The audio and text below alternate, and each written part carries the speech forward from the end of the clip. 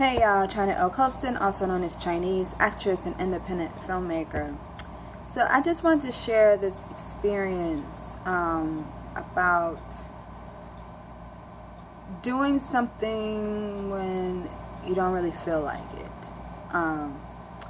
For example, I did the movie, I was cast in the movie Strings Attached, which I have mentioned before. And I remember it was late September, early October of 2013, and I saw a posting, a casting notice for Strings Attached on casting actors of color on Facebook. And I saw a posting, I saw some characters that I thought I could embody, and I was like, well, let me just check this mug out. I really didn't feel like going. The day of the audition, I didn't feel like going. I was like, it's probably not paying, it's a short film, like, it's just like, whatever, right? So I ended up pushing myself, and I really didn't feel like going. It was a cloudy day in New York too, so that didn't help. Anyway, so I went to the actual building, and then I ran into a fellow actor from Chicago who's also a playwright. She was just leaving an audition, an equity audition, a theater audition. And we ran into each other and we were talking, and I was like, girl, I don't feel like going to this bad boy. It's probably not paying. It's a short film. Like, what's the point? And she's like, just go. I'm like, oh man, this is like, why? So anyway, I just went on up, took the elevator, went upstairs, and there were sides laying on a table. So we could choose which character we wanted to audition for, choose which scene we wanted to audition with. And when I read the synopsis, I thought to myself, oh, I want to audition for the role of the teacher, because she's similar to me. She's very inspiring, very encouraging to the students. And I was like, yeah, that's me.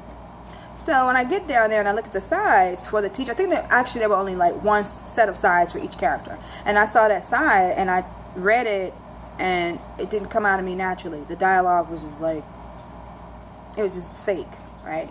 So I was like, let me look at another side. I mean, because there was only 2 adult women characters in my age group that I could portray. So I looked at the mother, right? And I started reading over the mother sides, and I was like, yeah, I could do this. Because the dialogue was coming out of me naturally, no effort, it was just coming out.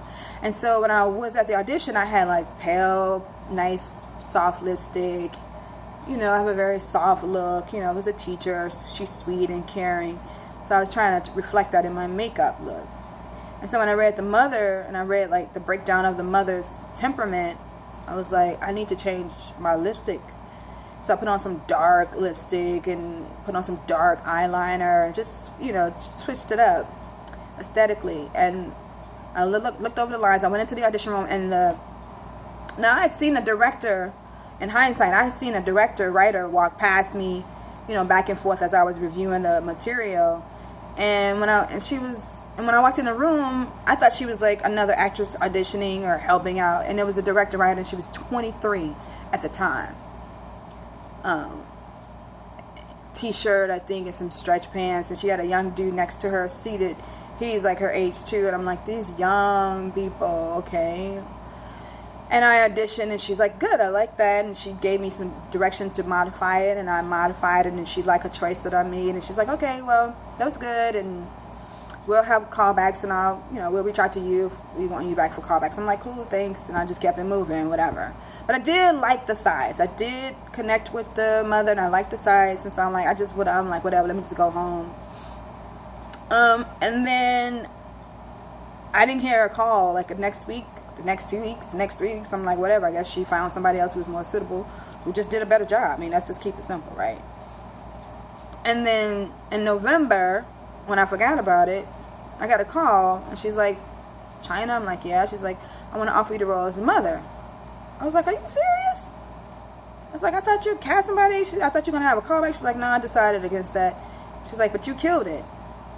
You're the mother. And because I asked her, I said, I told her that, in the audition, I'm open to wearing a wig. Like, that's not an issue for me. Like, actually, I like doing that for characters. And she's like, I don't want you wearing a wig. When I wrote this, I actually saw the mother having short, natural, close hair like yours. So when you walked in and then you killed it, I was like, oh my God, she's the mother. So I was so surprised and elated that one, that I won the role, and two, that I had the physical look that she anticipated when she wrote it. And then we had rehearsal, like I think in December, and she said at rehearsal it was it's a small cast, a cast of like 5 for the most part. And so we had rehearsal, read through with my son, the guy playing my son, Malcolm. His name is Malcolm X. Can you believe it? Malcolm Xavier. And then her, and we read through it, and she gave me some really good direction. And she liked some of it. Again, she liked some things I did. And she said, it's going to be in the film festivals, okay? It's going to be a lot of film festivals. I just know it is. And I'm like, oh, that's nice. She has a positive attitude. She feel, you should speak the truth. I'm like, that's really sweet of her. And, she has a good outlook, and she's claiming it. I'm like, that's cute. It wasn't cute because it came to fruition. Like, Strings Attached has been in 10 film festivals. She received an award for Best Inspirational Short Film, award for Best New Young Director. There was another award, too. It went to Cannes Film Festival. That was the first film festival that was accepted in the short film corner. It went to BET Urban World. Like, this young lady spoke it, and she believed it, and she's committed to it. And she's a really good actress, actually, and a really good director. First-time director, first-time screenwriter. She said she's always written stories, short stories, but this is the first time I'm doing it in the screenplay format. And I'm just really impressed by her. Every time she gave me direction on location, it was dead on. It felt honest. Also, when we were on location and I had like 2 takes or something, the first take I felt like I was too big. I wasn't internal enough. I wasn't nuanced enough. And she had a co-director, and there were 2 cameras rolling, one on me, one on her. And you know how you feel when something is an actor. You know how you feel something is not honest, that you're not conveying a truthful moment, and you have to just own it and recognize it. Or you can play yourself and let your ego guide you, and let that scene show up in the final product, and you look like you can't act. But I trusted my instinct. I was like, that's not real. That's not truth. And I know when I'm bringing truth. And I asked her, I said, can I do another take? And she said, yeah, you can do another take. So we did another take, and I felt it was truthful. It was honest. And she's like, she looked at the first take. She's like, yeah, you were right. You have to really trust yourself as the instrument. When you know your instrument as an actress, you have to really know when you're being honest, when you know you're being fake. And I recognized that I was being fake. And she was smart enough and generous enough to allow me to do another take and respect my wish. Respect my request. So it's just a beautiful thing. I'm just so glad I did not honor my laziness and honor whatever funky mood I was in that day. I'm so glad I went to audition for that movie, because I'm a part of a very special, important, inspirational short film. I believe in it wholeheartedly. I believe in the message. I'm moved by it every time I watch it, and not just because I'm in it, but I am moved by everyone's work. I'm moved by what I did, honestly. And I put a lot of work into it, as I should. Put a lot of work into it. I overcame challenges, and I'm really, really happy that I pushed myself and that I did the research. And I'm just really happy to be a part of this particular project, Strings Attached. And it's written and directed by Nelsie Souffrant. She's a Haitian American out of New York. And also, this is just to encourage you. Like, if you're led to do something positive and you're feeling lazy, or you're feeling, bad, funky mood, and you just don't feel like going, go, because you won't regret it. And there's another incident where I'm from Chicago, some of you know. Someone told me about an audition for a play called Soldiers. A fellow actor said audition for a play called Soldiers Story, by a brother named Eric B. Scott out of Chicago. He was stage managing a show I did at ETA Theater called Dream of Ophelia, and so I had no idea that he was a writer. And anyway, like 2 years later, he had written this piece. He got a grant for it to pay us and all that and produce it. And I had just finished the play, maybe a month prior, and I couldn't find how to get to this place. Like, I had a difficult time trying to find the audition location, and I wanted to just be like, you know what, I don't feel like going, I don't even care, whatever. And so I called the fellow actor who lived in that neighborhood, and I said, can you pick me up and just take me home, because I can't find this audition space.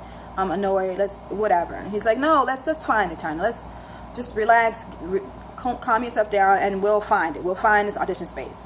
So we end up finding it, and I got in there, and the playwright, who's also the director, Eric B. Scott, beautiful person, he gave me the sides. I looked over the sides, and I loved the sides. I loved the sides, the character he wanted me to read for. So I auditioned, I held his hand, I took out, because she was ironing, the character's ironing, so I literally acted as if I was ironing. I set up the whole scene, because I connected with the material, and it's one of the best decisions I've ever made. I ended up getting cast like 2 weeks later.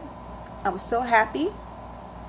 It was one of the most challenging stage roles I've ever done. Her name was Justine, and the name of the play is called Soldier Story, and it challenged me. Like, I was crying times that I didn't have like a breakthrough for a character or a moment. Like, I couldn't get the truth of it, but I don't give up, and I didn't give up. And the director was very helpful, and it was one of the best experiences I've ever had.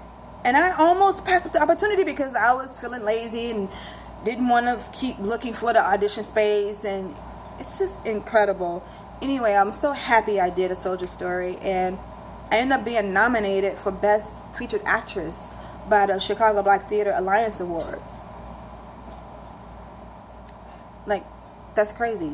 But I almost missed it because I was feeling lazy and frustrated because I couldn't find a place.